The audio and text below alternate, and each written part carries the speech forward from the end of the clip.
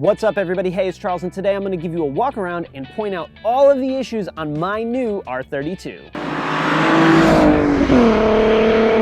So for those of you that don't know or are new to the channel, this is my 04 R32. It has 141, almost 142,000 miles. I actually flew from North Carolina to Florida, bought it, and then drove it home the next day.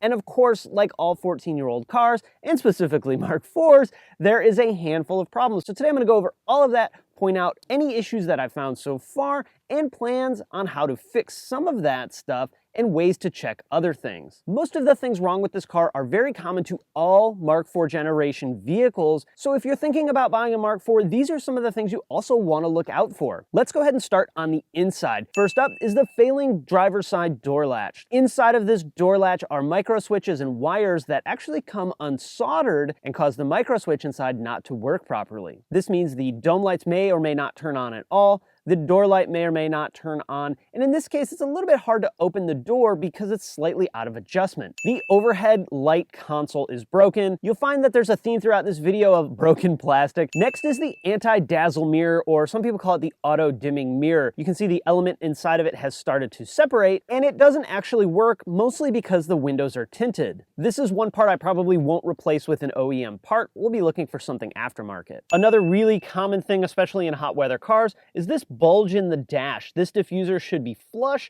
and you can see the dash is bulged up a little bit. The A-pillars are faded. Now, these A-pillars have actually been recovered. You can tell because the airbag emblem is actually covered up on the A-pillar. This may be something that we fix in the future, but for right now, it's going to stay as it is. This is both good and bad. The headliner has been recovered on this car, and we can tell because some of the things don't quite fit right, like the vanity mirrors don't open without hitting the headliner. In a way, that's a good thing because the headliner's not sagging down, but when they redid the headliner, they also didn't put the back trim cover on, so it's missing. Unfortunately, that part is not available anymore, so I'll probably find one at the salvage yard and do a video on recovering it. While it may not look like it on the surface, there's actually a lot of broken dash trim. As you can see, a lot of these parts don't fit perfectly the way they did from the factory, and that's because most of the tabs are broken at this point. I did pull the lower driver's side dash off to try and reinstall it and make it look a little bit better, but every time you touch it the wrong way, the plastic just crumbles. Most of this trim is still available from the dealership, but it's pretty expensive, so we'll be finding alternative ways to make these repairs and make it sit a little bit better. Keeping the trend of broken trim, this little tray in the center console is just laying down here in the bottom. I'm not too worried about it because I do think I'm gonna put an armrest in the car. One of the more common issues on many Volkswagens is peeling soft touch. A lot of the plastics have this soft rubber coating that makes it nice to touch when the car's brand new, but as it ages,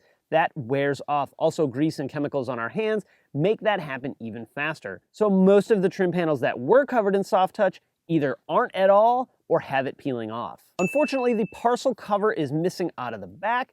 This is also another part still available from Volkswagen, but it's about 300 bucks, so this sounds like yet another salvage yard part. When I first got the car, the remote to lock and unlock the car did not work. Luckily, I had one in my toolbox, so I already made that repair. There's only one key, so we'll be ordering a couple of keys and getting those programmed too. One thing I noticed right away when driving the car is the shifter's extremely loose. When you shake the shifter both back and forth and up and down, you can see there's significant play in the shifter. Luckily, there's a fix for that. The folks at Diesel Geek have a bushing kit to replace all the bushings inside the shifter box, so we're gonna be making that repair very, very soon. Something I discovered after buying the car is that the heat doesn't work. The driver's side heated seat does not work. So we're gonna be doing diagnosis on that to figure out what the deal is. Moving on to the exterior, we're mostly seeing cosmetic issues. Now, I've fixed a handful of these things already just to make sure that I was safe on the drive home. This side marker light was completely destroyed. It had a tail light bulb out. It still has a tag light bulb out. Across the body of the car, there's a handful of tiny dents and nicks, nothing major, and things that that'll easily be removed with paintless dent removal. This is probably the one I've got the most comments on, and that is the aftermarket front grille.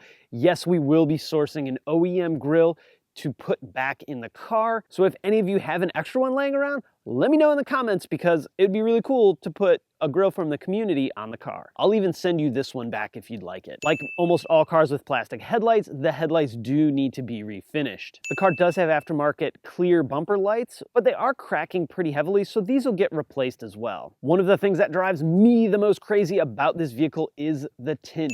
As you can see, it's awful. It looks worse in person than it does on video. The next video we do on this car is going to be how to remove that window tint, especially on the back glass, without destroying the defroster lines. The front and rear bumper both have a little bit of fitment issues. They're not properly fitted to the body of the car. I'm hoping that this is just going to involve removing the bumper cover and properly reinstalling it. If there's any more damage that we find behind the bumper covers, we can address it with the bumper off. The passenger side lower side skirt is scuffed up quite a bit. This is not an uncommon place to have damage on these cars. And all four wheels could stand to be refinished.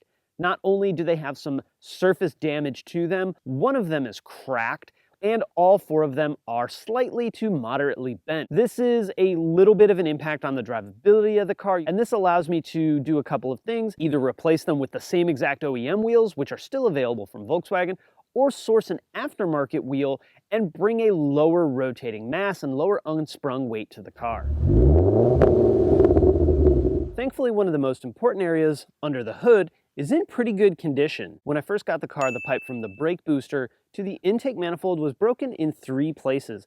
That could have been a safety thing, so I went ahead and replaced that before leaving USP Motorsports. As is really common with poor installation of components, the battery's not installed properly, and it's missing the cover. You can also see too, the hood cable's not routed correctly. Underneath the engine cover, the evap hose is broken. This actually happened while we were working on another component, so I made this tape repair simply to get me home. There's a bit of an oil leak coming from the timing cover, and this isn't something that I'm very concerned about fixing right away, but does mean that in the future, this section of the engine will be disassembled, and it'll be a great time to replace the timing chains as well as the clutch. There's a small window on the cowl trim that is broken, a very minor cosmetic thing. As you can see underneath the engine, the plastic covers and components are not in the greatest of shape. What I think happened is someone completely doused this vehicle with an engine shine product, let it sit, and that caused this buildup and degradation of the plastic. My plan is to rehab these components and try to restore them to what they look like from the factory. And of course, I'll be showing you guys the process and how I did that. There's also some maintenance that we do need to do inspections on, things like spark plugs and air filter, but since those are normal components of maintenance anyway, we'll do that when we're ready to replace them. The other thing I noticed underneath the hood is that the strut mount bushings are completely collapsed. This is another super common Mark IV issue, and worn out suspension bushings plague the entire car. So we've covered a lot. Let's get the car off the ground and take a look at what's going on underneath. Some of the early things are going to be suspension components. As you can see, the boot for this driver's side tie rod is split. Luckily, there's no play in it. We can confirm this by having our hands at 9 and 3 on the outside of the tire and moving it back and forth. If you feel a clunk while moving this back and forth, that usually points to a bad tie rod or tie rod end. Something really common on almost every Volkswagen is outer CV boot split.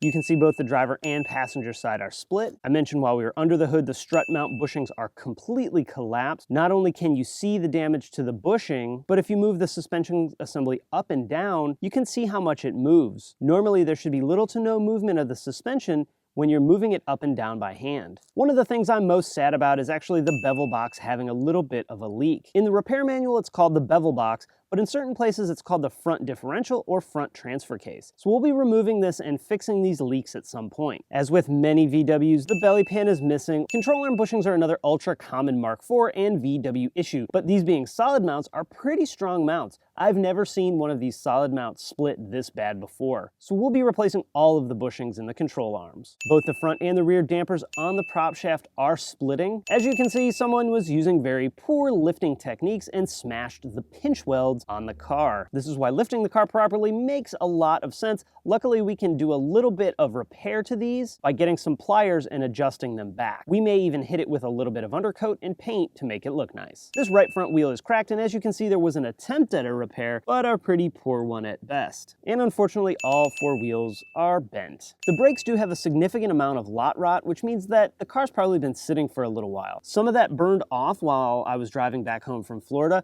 but I think it's going to be due for replacing pads and rotors. And the boys at USP also hooked me up with some stainless steel brake lines, so we'll do all of that at the same time. There are also plenty of other suspension bushings in the rear of the vehicle that will need to be replaced. Now that we have checked out the car from top to bottom, talked about all the problems, let's jump in it and take it for a spin, because that makes almost all of those problems go away.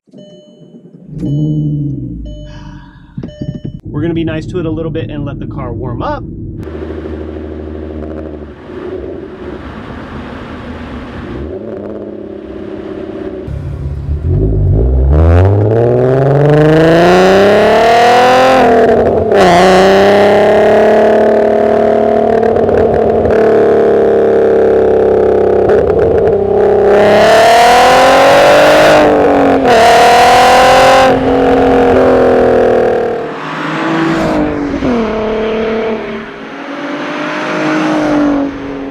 I'm going to wrap it up there. Oddly enough, during that run of heavy acceleration, the check engine light, of course, came on the car.